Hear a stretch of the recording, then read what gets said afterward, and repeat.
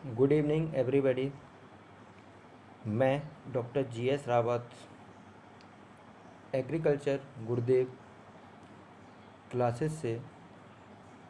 जैसा कि आपको पहले बताया गया था कि 25 जून 2020 से PAT के पिछले 10 साल के पेपर को सॉल्व कराने का, तो मैं फिज़िक्स, केमिस्ट्री, बायोलॉजी इन तीनों के प्रश्न हल कराऊंगा।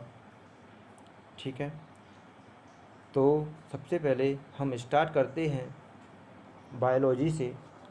तो बायोलॉजी में जो सबसे पहला क्वेश्चन पूछा गया था पिछली साल, वो ये है, निम्न में से कौन से दो कुलों में अधिकतम संख्या में उपयोगी पौधे रखे गए हैं। एक बार क्वेश्चन और सुन लीजिए, निम्न में से कौन से दो कुलों में अधिकतम संख्या में उपयोगी पौधे रखे गए हैं। अब इसके ऑप्शन देखो। फर्स्ट ऑप्शन था फैबेसी और पोएसी, सेकंड ऑप्शन था लिलिएसी और सोलेनेसी, थर्ड ऑप्शन था लिलिएसी और पोएसी, और फोर्थ ऑप्शन था मालवेसी और ब्रेसिगेसी। ठीक है, तो क्या था मेरे बच्चों, तो जो फैबेसी फैमिली है, फैबेसी फैमिली का जो दूसरा नाम होता है वो लेगुमिनेसी होता है। ठीक है, इसी प्रकार से जो पोएसी फैमिली होती है उसका भी दूसरा नाम है ग्रेमनी। और मैं बताना चाहता हूँ कि जो फैबेसी फैमिली है इसे मटर कुल भी कहा जाता है, और इसमें सभी दालों को रखा गया है। जितनी भी दाल हैं जैसे कि मटर, चना, सेम आदि। ठीक है, जो पोएसी फैमिली है, तो पोएसी फैमिली में किसको रखा गया है, सभी अनाजों को रखा गया है, जैसे धान, गेहूँ, बाजरा, ठीक है, और जई। अब सबसे महत्वपूर्ण पौधे इन्हीं दो कुलों में सबसे अधिक पाए जाते हैं। बाकी की जैसे लिलिएसी फैमिली है, थोड़ा मैं इनके बारे में जानकारी दे देता हूँ। जो लिलिएसी फैमिली है, उस लिलिएसी फैमिली में किसे रखा गया है, मसालों को रखा गया है। ठीक है, इसे मसाले वाली फैमिली भी कहते हैं। तो जैसे मसाले कौन कौन से, जैसे कि अदरक, प्याज, लहसुन, इनको रखा गया है। ठीक है, सोलेनेसी फैमिली में किसको रखा गया है, जो सोलेनेसी फैमिली है उसमें आलू, टमाटर, बैगन को रखा गया है। ठीक है, अब अगली फैमिली है मालवेसी, और मालवेसी में किसे रखेंगे, मालवेसी में रखेंगे कॉटन को, मतलब कपास को। ठीक है, और ब्रेसिगेसी में सरसों, मूली को रखा गया है, और गोभी को भी रखा गया है। ध्यान रखना, सरसों, मूली और गोभी को भी रखा गया है। किस में रखा गया है, ब्रेसिगेसी में। ठीक है, तो इसका सही आंसर जाएगा ए। कौन सा, फैबेसी एंड पोएसी। ठीक है, चलो अब हम आगे चलते हैं। Next question. हाँ, जो नेक्स्ट क्वेश्चन था, एटलस की किस्म 66 को निम्न के लिए विकसित किया गया था। ठीक है, एटलस के लिए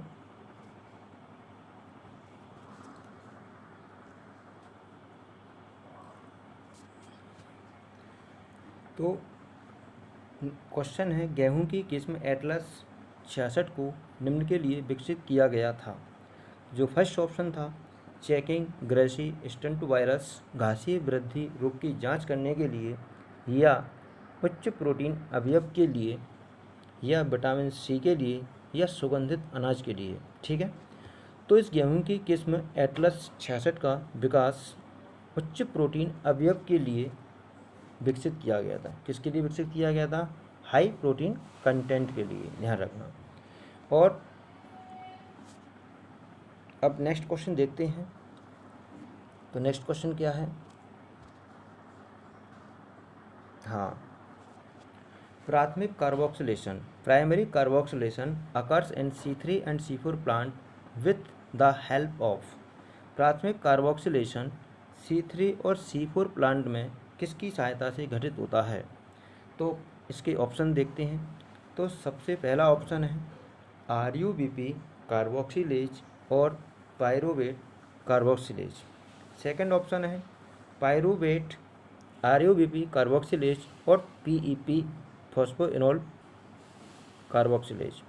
थर्ड ऑप्शन है PEP कार्बोक्सिलेज और RUBP कार्बोक्सिलेज। फोर्थ ऑप्शन है PEP कार्बोक्सिलेज और पायरुवेट कार्बोक्सिलेज। ठीक है, तो इसका सही आंसर जाएगा RUBP कार्बोक्सिलेज और PEP कार्बोक्सिलेज। आंसर है इसका सेकंड सही है। ठीक है, अब मैं आपको एक हिंट और देना चाहता हूँ कि जो C3 प्लांट होते हैं, C3 प्लांट होते हैं और ये C4 प्लांट हैं, इनमें क्या अंतर होता है वो मैं बताना चाहता हूँ।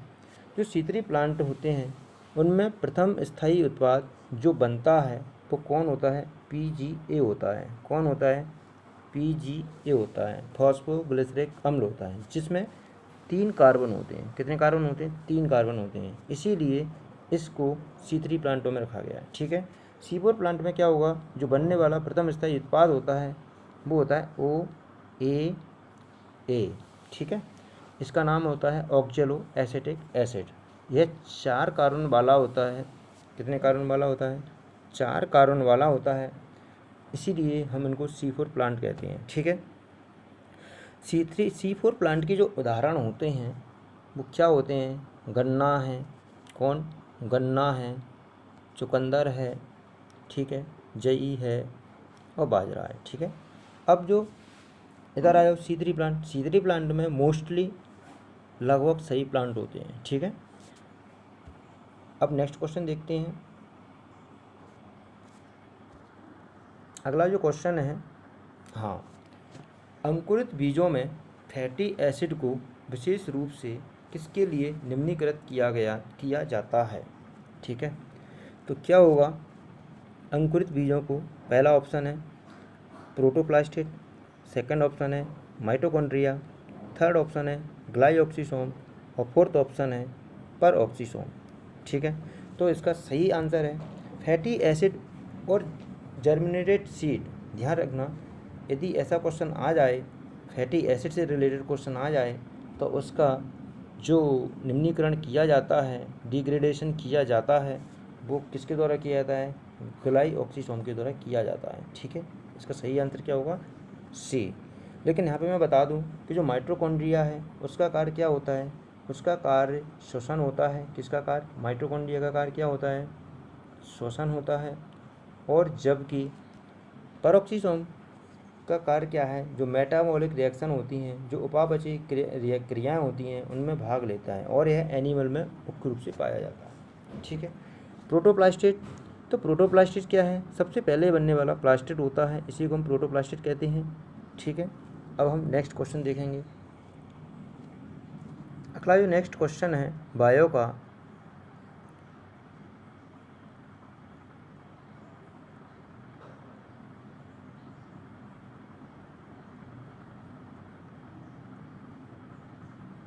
हाँ, अगला जो नेक्स्ट क्वेश्चन है, निम्न में से किस विटामिन में एक धातु परमाणु पाया जाता है? ठीक है, इसके ऑप्शन देखते हैं। Vitamin B6, vitamin A, vitamin B2, vitamin B12। ठीक है, अब मैं आपको बताना चाहता हूँ कि जो विटामिन, इसमें जो व्यापम था, व्यापम ने इसका आंसर विटामिन A दिया है, जो कि गलत है, और इसका सही आंसर विटामिन B12 होना चाहिए, क्योंकि विटामिन B12 होता है उसी में कोबाल्ट धातु पाई जाती है। कौन सी धातु पाई जाती है? कोबाल्ट धातु पाई जाती है, ध्यान रखना। ठीक है ना, कौन सी धातु पाई जाती है? कोबाल्ट धातु पाई जाती है। ठीक है, तो इसका सही आंसर होगा डी। लेकिन व्यापम ने इसका आंसर दिया है ए, बॉम्बे, मतलब क्या दिया है?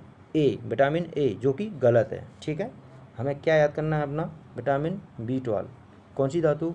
कोबाल्ट धातु। ठीक है, अब हम नेक्स्ट क्वेश्चन देखेंगे। हाँ, ग्लूकोज और फ्रक्टोज को की उपस्थिति में एथिल अल्कोहल में इथेनॉल में परिवर्तित किया जाता है। तो क्या पूछा है इसमें क्वेश्चन में? ग्लूकोज और फ्रक्टोज रहता है, उसको एथिल अल्कोहल में किस एंजाइम के द्वारा परिवर्तित किया जाता है? इसका जो ऑप्शन दिए हैं फर्स्ट ऑप्शन है जाइमेज एंजाइम, सेकंड ऑप्शन है इन्वर्टेज एंजाइम, थर्ड ऑप्शन है लिपिड और फोर्थ ऑप्शन है डाइस्टेज एंजाइम। ठीक है, तो लिपिड कोई एंजाइम नहीं होता है, इतना याद रखना। और जो इन्वर्टेज एंजाइम होता है वो क्या करता है, हम इन सभी को बताएंगे। पहले इसका जो आंसर सही आंसर है वो इसका सही आंसर है जाइमेज एंजाइम। कौन सा एंजाइम? जाइमेज एंजाइम। ठीक है, सही आंसर क्या होगा इसका? ए। लेकिन जो इन्वर्टेज एंजाइम होता है उसका ये बता देता हूँ। जो इन्वर्टेज एंजाइम क्या करता है, जो सुक्रोज होता है, कौन होता है? सुक्रोज होता है। उस सुक्रोज को कितने भागों में तोड़ देता है? 2 भागों में तोड़ देता है। किस किस में? ग्लूकोज और फ्रक्टोज में। ठीक है, ध्यान रखना। डाइस्टेज एंजाइम क्या करता है? डाइस्टेज एंजाइम क्या करेगा, पॉलीसैकेराइड या स्टार्च पर कार्य करता है और उसको डाइसैकेराइड में तोड़ देता है। ठीक है, अब हम नेक्स्ट क्वेश्चन देखेंगे। तो इसका सही आंसर क्या था? ए, जाइमेज।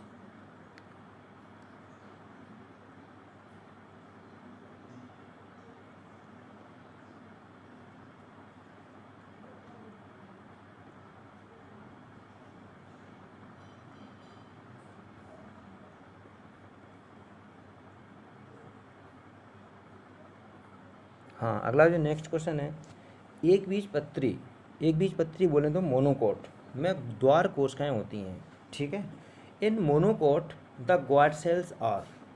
तो मैं आपको बताना चाहता हूँ, जो एक बीजपत्री पौधे होते हैं उनकी ग्वाड सेल्स किस आकृति की होती हैं। तो इसके मैं पहले सबसे ऑप्शन पढ़ता हूँ। पहला ऑप्शन है गोलीय, दूसरा ऑप्शन है वृक्काकार, तीसरा ऑप्शन है समव्यासीय और चौथा ऑप्शन है डम्बेल आकारीय। ठीक है, तो मैं आपको बताना चाहता हूँ कि जो इसका सही आंसर है, इसका सही आंसर है डम्बेल आकृति। कौन सी आकृति? डम्बेल आकृति। इसका सही आंसर क्या है? डम्बेल आकृति। ठीक है, डम्बल देखे हैं कभी? जो जिम में अपन यूज करते हैं डम्बल। ठीक है, उसकी आकृति की होती है। और उसकी आकृति कैसी होती है वो मैं बना देता हूँ थोड़ा। ठीक है,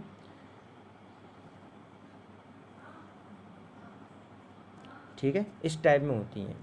जो मोनोकोट की संरचना होती है, जो मोनोकोट की ग्वाड सेल्स होती है वो किस तरह की होती हैं? डम्बल आकृति की होती हैं। और जो डाइकोट होता है, डाइकोट की जो ग्वाड सेल्स होती हैं वो रेनिफॉर्म, एक बीन शेप्ड या किडनी शेप्ड होती हैं। जैसे किडनी कैसे होती है? किडनी इस टाइप में होती है। ठीक है ना, इस टाइप में। तो ये किसकी होती है? ए वाली ग्वाड सेल्स किसकी होगी? ये वाली ग्वाड सेल किसकी है? ए वाली ग्वाड सेल किसकी है? डाइकोट प्लांट की। ठीक है ना, ए वाली ग्वाड सेल किसकी है? मोनोकोट प्लांट की। किसकी? मोनोकोट प्लांट की। ये कौन सी है? डम्बल आकृति की है। ठीक है, और ये कैसी है? वृक्काकार आकृति की है, जो डाइकोट प्लांट की है। याद रखना इसको अच्छे से। ठीक है, अब हम नेक्स्ट क्वेश्चन देखेंगे।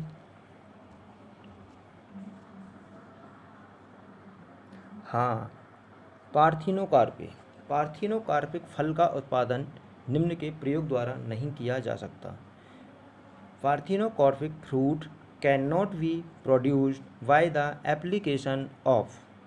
ठीक है, तो इसके ऑप्शन पढ़ते हैं 2,4-D, ABA, IBA और IAA।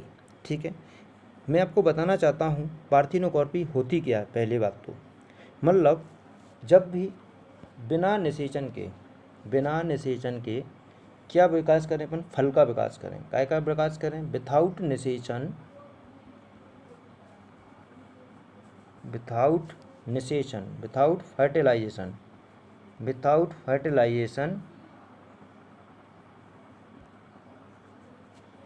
काय का निर्माण हो? फ्रूट का विकास हो। काय का निर्माण हो? फ्रूट।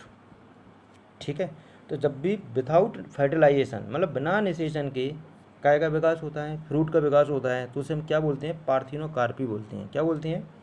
पार्थिनोकार्पी बोलते हैं। ठीक है, अब क्या होगा, जो इसमें 3 रूप दिए हैं 2,4-D, क्या दिया है? 2,4-D, IAA और IBA। याद रखना ये तीनों ही ऑक्सिन के फॉर्म होते हैं। किसके होते हैं? ऑक्सिन।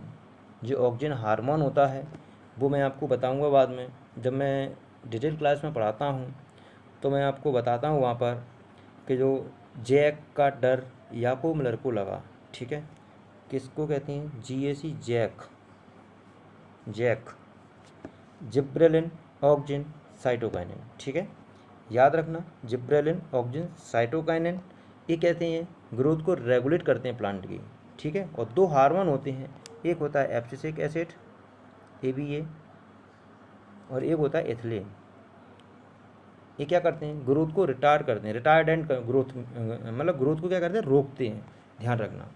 तो स्टार्टिंग के 3 कौन से हैं, जिब्रेलिन, ऑक्जिन और साइटोकाइनिन, वो क्या करते हैं, ग्रोथ को रेगुलेट करते हैं, जबकि एब्सिसिक एसिड और इथाइलिन ये क्या करते हैं, एक ग्रोथ को रिटार्डेंट मतलब रोकते हैं। तो अपन कहते हैं ग्रोथ रिटार्डेंट हार्मोन, इन्हें कहते हैं ग्रोथ रेगुलेटर हार्मोन, ठीक है ना।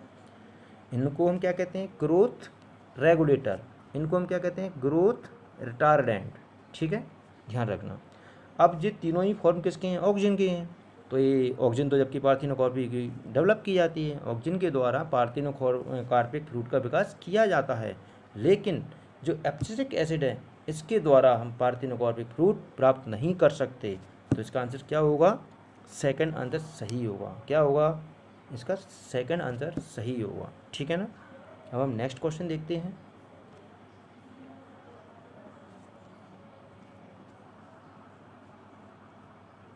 हाँ, पत्ती की ऊपरी एपिडर्मिस पर मौजूद पतली भित्ति वाली बड़ी कोशिकाएं जो संकुचन और विस्तारित होने में सक्षम होती हैं।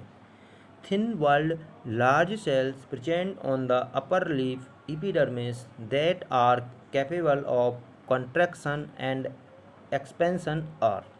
पत्ती के ऊपरी एपिडर्मिस पर मौजूद पतली भित्ति वाली बड़ी कोशिकाएं जो संकुचन और विस्तारित होने में सक्षम होती हैं, उन्हें हम क्या कहते हैं।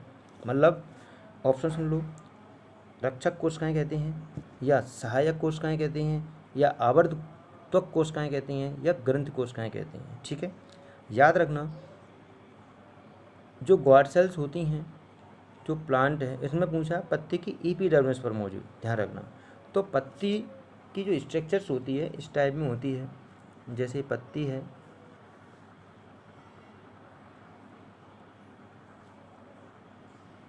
क्या है ये पत्ती है, ठीक है। इस पत्ती को मैंने काटा यहाँ से, इसकी TS क्रॉस सेक्शन मैंने प्राप्त किया। इस क्रॉस सेक्शन को प्राप्त करने के बाद में जो मैं सेल बनाता हूँ तो कोई इस टाइप में सेल्स होती हैं,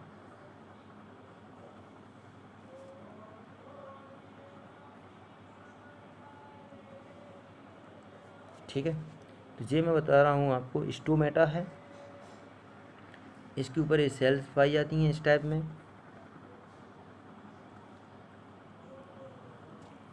ठीक है।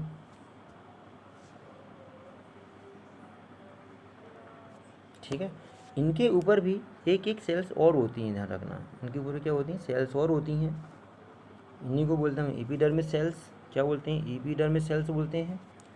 ए वाली तो कौन सी थी, ग्वाड सेल्स, ठीक है। ए वाली कौन सी थी, सब्सिडरी सेल्स, सहायक कोशिकाएं, और ऊपर वाली एपिडर्मल सेल्स, ठीक है, एपिडर्मल सेल्स। इनमें भी छोटी छोटी सेल्स और पाई जाती हैं, जिन्हें हम क्या कहते हैं, जिन्हें हम कहते हैं बुल्ली फॉर्म सेल्स कहा जाता है। और याद रखना, इन बुल्ली फॉर्म सेल्स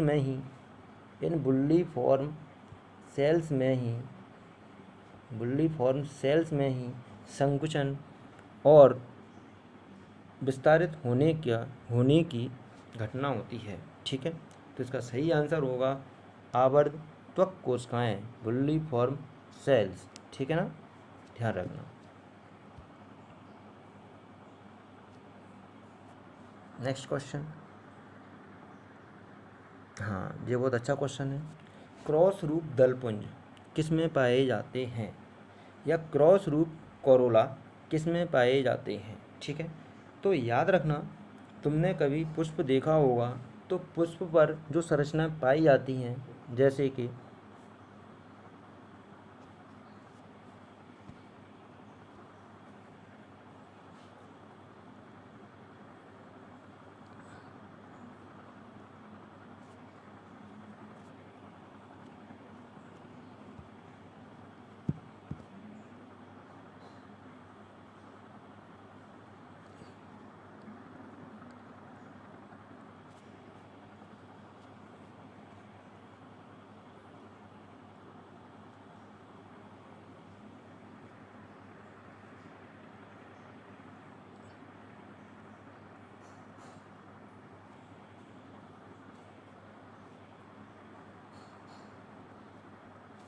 ठीक है, ये मैंने नॉर्मली पुष्प बनाया है, ठीक है, बनाने की कोशिश की है।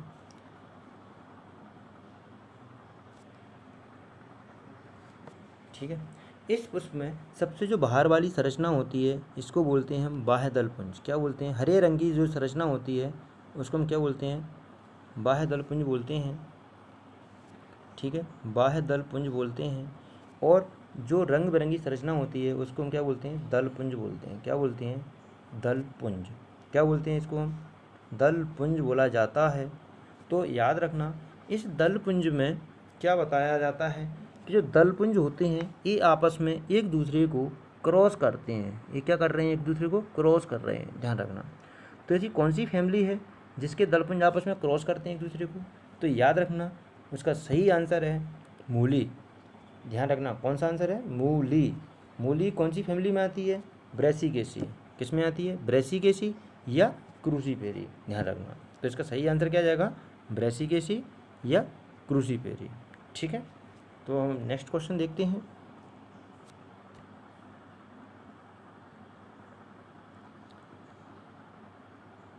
प्रतिकूल परिस्थितियों के अंतर्गत कई प्राणी प्लवक निलंबित विकास के एक चरण में प्रवेश करते हैं तो उसे हम कहते हैं under unfavourable condition many zooplanktons enter a stage of suspended development called. ठीक है, तो इसके हम ऑप्शन देखते हैं। तोरपोर पहला ऑप्शन, सेकंड ऑप्शन शीत निष्क्रियता, तीसरा ऑप्शन उपरती अवस्था और चौथा ऑप्शन प्रशांत अवस्था। ठीक है, तो इसका सही आंसर है वो आता है उपरती अवस्था। कौन सा आंसर? उपरती अवस्था। ठीक है, इसी अवस्था को क्या करते हैं? क्या रहता है, जो प्लैंकटन होते हैं वो वाटर में या पानी में क्या पड़े रहते हैं? मतलब सुस्त रूप से उतराते रहते हैं। तो इसी अवस्था को हम क्या बोलते हैं? डायपोज अवस्था कहते हैं। क्या बोलते हैं इसी अवस्था को हम? डायपोज अवस्था कहा जाता है। ठीक है, अब हम नेक्स्ट क्वेश्चन देखेंगे। हाँ, फैबेसी का नीला रंग देने वाला पौधा कौन सा है? ठीक है, फैबेसी फैमिली का नीला रंग देने वाला पौधा कौन सा है? ध्यान रखना, जो फैबेसी फैमिली है मैंने आपको पहले ही बताया था, जो फैबेसी फैमिली है इसमें रखा किसको गया है? सभी दालों को रखा गया है। किसको रखा गया है? दालों को रखा गया है। इन दालों में सबसे महत्वपूर्ण जो पौधा होता है, अब जैसे इसमें क्वेश्चन में क्या पूछा है कि इसमें नीला रंग देने वाला पौधा कौन सा है, तो याद रखना नीला रंग किससे प्राप्त करते हैं हम? इंडिगो फेरा से। क्या आंसर होगा इसका? इंडिगो फेरा। ठीक है, इसका आंसर होगा ए सही। ठीक है, बाकी की ट्राइफोलियम रंग उत्पन्न नहीं करता, ल्यूपिन रंग उत्पन्न नहीं करता, केसिया भी रंग उत्पन्न नहीं करता। ठीक है, इसका सही आंसर है इंडिगो फेरा। अब हम नेक्स्ट क्वेश्चन देखेंगे। ग्लाइकोलाइसिस के दौरान निम्न में से क्या नहीं होता है? ठीक है, अब ग्लाइकोलाइसिस के दौरान क्या नहीं, कौन सी घटना घटित नहीं होती है? ठीक है, तो सबसे पहली बात तो याद रखना कि ग्लाइकोलाइसिस क्या होती है, ये भी जानकारी होना चाहिए। ग्लाइकोलाइसिस 10 स्टेप वाली रिएक्शन है जहाँ पर ग्लूकोज को किस में तोड़ा जाता है? ग्लूकोज को पायरुविक अम्ल में तोड़ा जाता है। किस में तोड़ा जाता है? पायरुविक अम्ल में तोड़ा जाता है। ध्यान रखना, किस में? Pyruvic acid. ध्यान रखना, ये कितनी स्टेप में रिएक्शन होती है? ये 10 स्टेप में पूरी होती है। कितनी स्टेप में होती है? 10 स्टेप में कंप्लीट होती है रिएक्शन। और इसमें कौन से किस किस को सम्मिलित नहीं किया जाता है, ये बात याद रखना। आइसोमराइजेशन की क्रिया ग्लाइकोलाइसिस में होती है, और डिहाइड्रोजनेशन की क्रिया इसमें होती है, और फोटो रेस्पिरेशन, हाँ, प्रकाशीय श्वसन की रिएक्शन क्रिया भी इसमें होती है, लेकिन ऑक्सीडेटिव डिकार्बोक्सिलेशन इसमें संपन्न नहीं होती। तो इसका सही आंसर होगा ए, ऑक्सीडेटिव डिकार्बोक्सिलेशन। ठीक है, अब हम नेक्स्ट क्वेश्चन देखेंगे। निम्न में से कौन सी एक भारतीय किस्म की मधुमक्खी नहीं है? निम्न में से कौन सी एक भारतीय किस्म की मधुमक्खी नहीं है? इसका सही, इसके ऑप्शन देखो। Apis mellifera, Apis indica, Apis florea, Apis dorsata. ठीक है, इसका सही आंसर होगा एपिस मेलिफेरिया। Apis mellifera. ध्यान रखना, ये यूरोपियन मधुमक्खी होती है। ठीक है, एपिस इंडिका इंडिया की स्पीसीज है, ठीक है। एपिस इंडिका कहाँ की है? एपिस इंडिका इंडिया की है। एपिस फ्लोरिया भी साउथ इंडियन की है, लेकिन जो एपिस डोर्साटा होती है, एपिस डोर्साटा सबसे बड़ी मधुमक्खी हनी भी होती है, ध्यान रखना। एपिस डोर्साटा सबसे बड़ी मधुमक्खी होती है, ठीक है। और अब नेक्स्ट क्वेश्चन देखेंगे। प्रशांत केंद्र कहाँ स्थित होता है? क्वेश्चन सेंटर कहाँ पाया जाता है? इसके ऑप्शन है शूट एपेक्स, रूट एपेक्स और बड एपेक्स या लीफ एपेक्स, ठीक है। याद रखना, प्रशांत केंद्र क्वेश्चन सेंटर कहाँ पाया जाता है? जहाँ पर क्वेश्चन सेंटर उसे कहते हैं जहाँ पर प्रोटीन का कंसंट्रेशन अधिक मात्रा में पाया जाता हो, उस जगह को हम कहते हैं क्वेश्चन सेंटर कहते हैं। और उसका जो पाया जाएगा वो रूट एपेक्स में पाया जाता है। कहाँ पाया जाता है? वो रूट एपेक्स में पाया जाता है। इसका सही आंसर होगा बॉम्बे, ठीक है। सेकंड ऑप्शन सही होगा। अब नेक्स्ट क्वेश्चन देखते हैं। कैस्पेरियन पट्टी या कैस्पेरियन स्थूलन निम्न की कोशिकाओं में पाया जाता है, ठीक है। फर्स्ट ऑप्शन है मूल का परिरम, सेकंड ऑप्शन है तना का परिरम, थर्ड ऑप्शन है तना का अंतःस्चर्म, फोर्थ ऑप्शन है मूल का अंतःस्चर्म, ठीक है। तो याद रखना, जो कैस्पेरियन पट्टी होती हैं वो कैस्पेरियन पट्टी कहाँ पाई जाती हैं? वो एंडोडर्मिस ऑफ रूट, जो रूट की एंडोडर्मिस होती है, जो रूट की एंडोडर्मिस होती है उसी में ये कैस्पेरियन पट्टी पाई जाती है। तो इसका आंसर सही आंसर होगा फोर्थ, ठीक है ना। और नेक्स्ट क्वेश्चन देखते हैं। हाँ, एस्ट्रेसी कुल में पुंकेसरों की संख्या कितनी होती है, ठीक है। ध्यान रखना, जो एस्ट्रेसी कुल है यह सबसे बड़ा कुल होता है। क्या होता है? सबसे बड़ा कुल। सबसे बड़ा कुल कौन सा होता है? एस्ट्रेसी होता है। और याद रखना, इसमें पुंकेसरों की संख्या कितनी होती है? 3 होती है या 10 होती है या 7 होती है या 5 होती है? इसका सही आंसर होगा 5। कितनी होती है इसमें पुंकेसरों की संख्या? 5। इसका आंसर सही होगा 5, ठीक है। और नेक्स्ट क्वेश्चन देखते हैं। संकर हाइब्रिड का जीनोटाइप निम्न के संकर द्वारा जाना जाता है।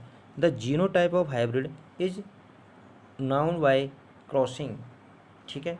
फर्स्ट ऑप्शन है अप्रभावी जनक से F2 का हाइब्रिडाइजेशन, अप्रभावी जनक से F1 का हाइब्रिडाइजेशन, F1 का हाइब्रिडाइजेशन मतलब संकरण, और मादा जनक से F2 संतान का संकरण। तो इसका सही आंसर होगा F1 का रिसेसिव के साथ जो हाइब्रिडाइजेशन कराया जाता है, F1 का रिसेसिव के साथ जो हाइब्रिडाइजेशन कराया जाता है उसी को हम संकर हाइब्रिड का जीनोटाइप से जाना जाता है, ठीक है ना। और इसी को हम टेस्ट क्रॉस बोलते हैं, ध्यान रखना।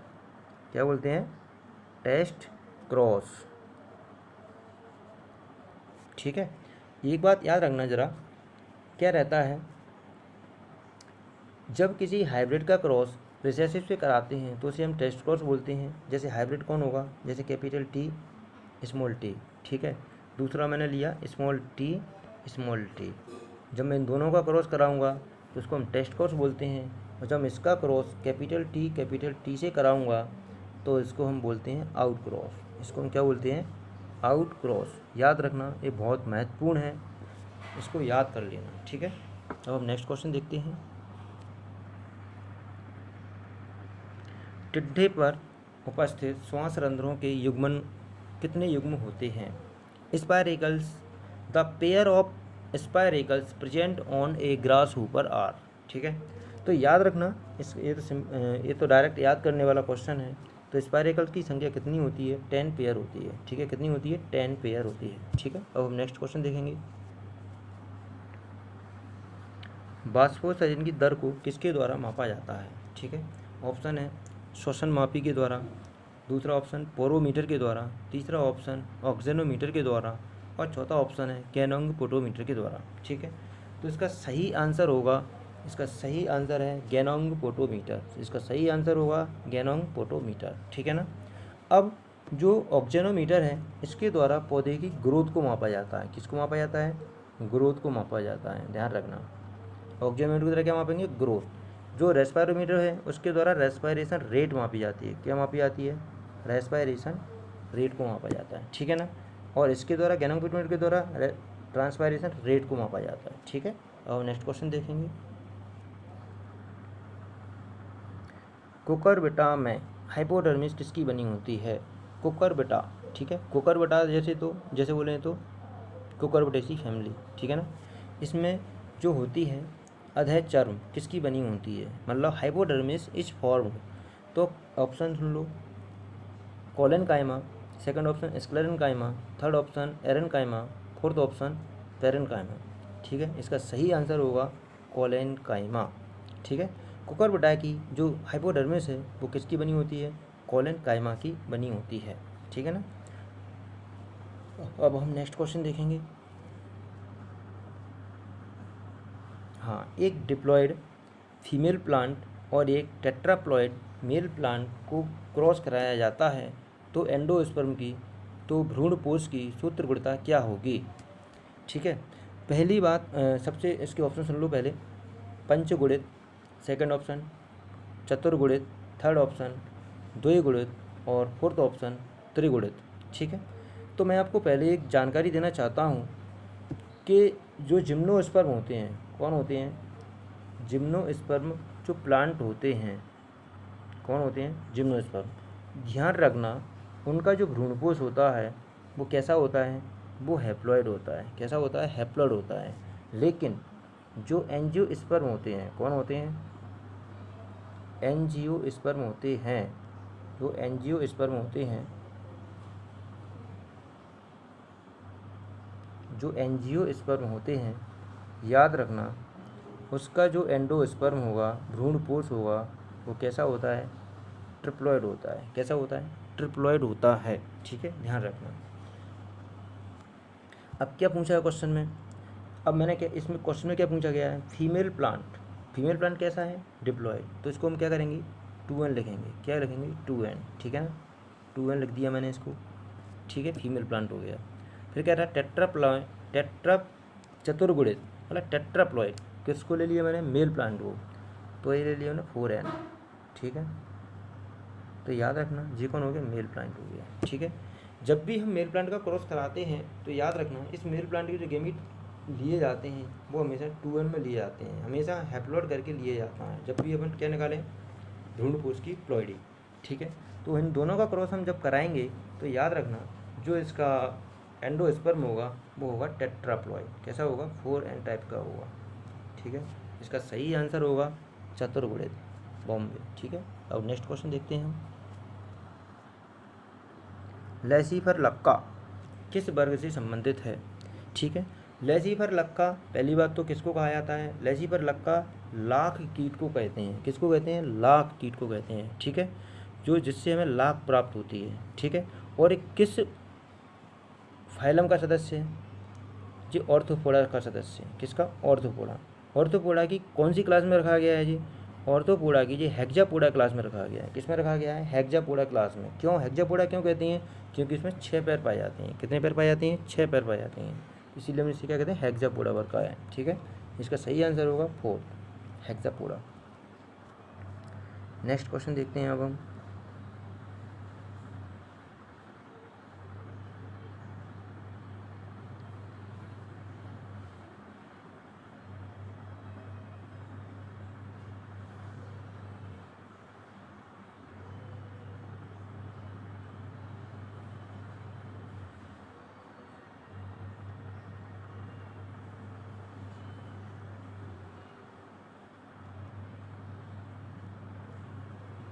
हाँ, साइकोन का लार्वा क्या कहलाता है? साइकोन का लार्वा कहलाता है, ठीक है, एम्फीब्लास्टुला, रीडिया, पेरेनकाइमुला या ट्रोकोफुल लार्वा।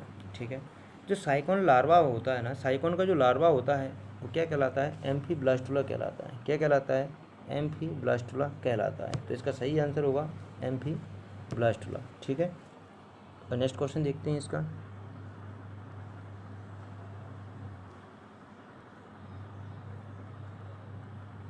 हाँ, निम्न में से कौन सा एक डाइसैकेराइड है? ठीक है, निम्न में से कौन एक डाइसैकेराइड है? तो मैं तुम्हें एक बता दूं, इसके ऑप्शन सुन लो पहले।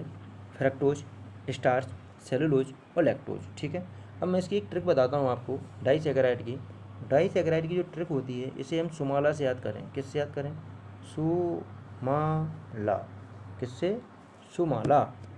सु का मतलब सुक्रोज, एम ए का मतलब माल्टोज, एल ए का मतलब लैक्टोज, मतलब सुक्रोज, ठीक है, माल्टोज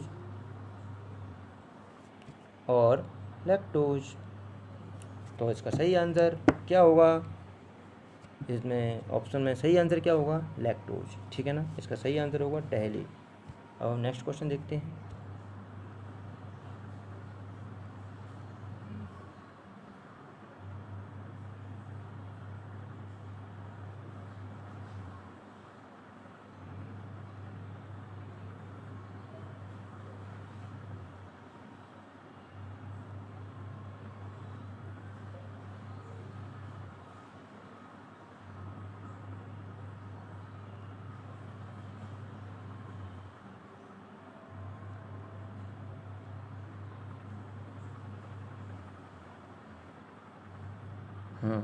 बीज में मौजूद बीजांडकाय के अवशेष को क्या कहा जाता है?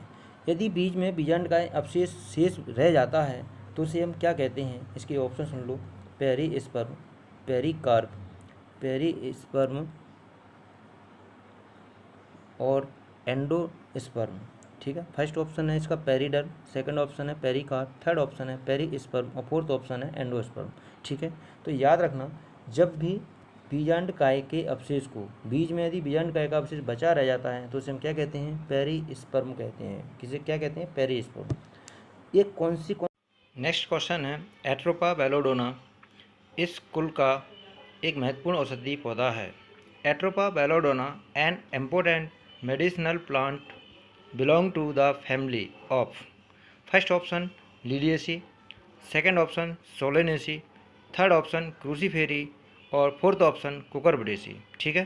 तो इसका सही आंसर है सोलेनेसी फैमिली। इसका सही आंसर क्या है?